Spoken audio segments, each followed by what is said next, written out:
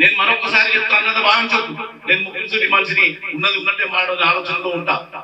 ఈ రాజకీయ వ్యవస్థలో ఏ రోజు ఏపీసీకి న్యాయం జరగదు అనే నిదర్శనం 60 సంవత్సరాల పరిపాలన జరిగింది. అక్కడ సమైక్య రాష్ట్రంలో కావచ్చు, రాష్ట్రంలో తెలంగాణ వచ్చిన కూడా 10 సంవత్సరాలు కూడా ఏ రోజు కూడా బీసీలకు న్యాయం జరగలేదు. దానికి నేను కూడా ఒక సాక్ష్యం. ఒక ఉద్యమకారునిగా, మాజీ రాష్ట్ర కార్యదర్శిగా ముందుండి వివిధ నియోజకవర్గాల్లో ఇన్ఛార్జ్ పోయిన వాళ్ళు కూడా ఎందుకు ఆ రాష్ట్రంలో ఉద్యమంలో ముందున్నాం, చావులకు ముందున్నాం. రాష్ట్రం వచ్చినా కూడా ఆ అమర కుటుంబాలకి ఏమైనా నా కొడుకు రాష్ట్రాలకు పోయిండు, ఐపీఎస్ ఐఏఎస్ ఒక నా కొడుకు చదువుకు తగ్గట్టు ఉద్యోగాలు వస్తాయి. రాష్ట్రం వచ్చిందే దాని కదా, నిధులు నియామకాలు నీరు కదా. ఎక్కడ పోయినాయి నిధులు? ఎక్కడ పోయినాయి? ఏ ఇంటికి పోయినాయి? ఏ అగ్ర పొలాలకు పోయినాయి? నియామకాలు ఎవరి ఇళ్లలో ఉన్నాయి? నీళ్లు ఏ పొలాలకు పోయినాయి? ఈ రోజు మళ్ళా ప్రశ్న వచ్చింది. 10 సంవత్సరాల పరిపాలన తర్వాత జరిగిన అన్యాయాన్ని రేవంత్ రెడ్డి పండుకున్న దాన్ని లేపినట్టు లేపి ఈ రోజు బీసీ చైతన్యాన్ని తీసుకొచ్చిండు. ఆయనకు ఈ యొక్క మూల్యం చెల్లించక తప్పదు.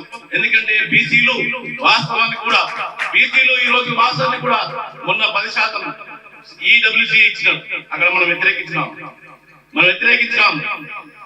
ప్రాజెక్టులలో సగం నీళ్లు మీ పొలాలకు పోతున్నా కూడా మేము వ్యతిరేకించినాం. ఏ రోజు బీసీలో మేము మా మటుకు మేము కాంప్రమైజ్ అంటే మా మంచితనాన్ని, మా గోలాపాన్ని మీరు ఆసరా చేసుకోండి. మమ్మల్ని 2వ తరగతి విద్యార్థులనే భావించి చూసినారు. మా పిల్లల భవిష్యత్తును కూడా మీరు చూసినాం.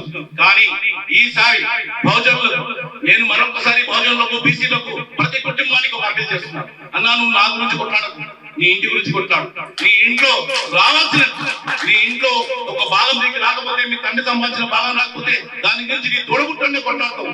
వాడిని నిలదీసి కోర్టుకు పోలీస్ స్టేషన్ పంపిస్తావు. కుటుంబంలో ఒక రచ్చరచ్చ చేసి కుటుంబంలో గొడవ పెడతావు. సమాజంలో నీకు కావాల్సిన హక్కులు ఎందుకు నువ్వు కొట్లాడతావు?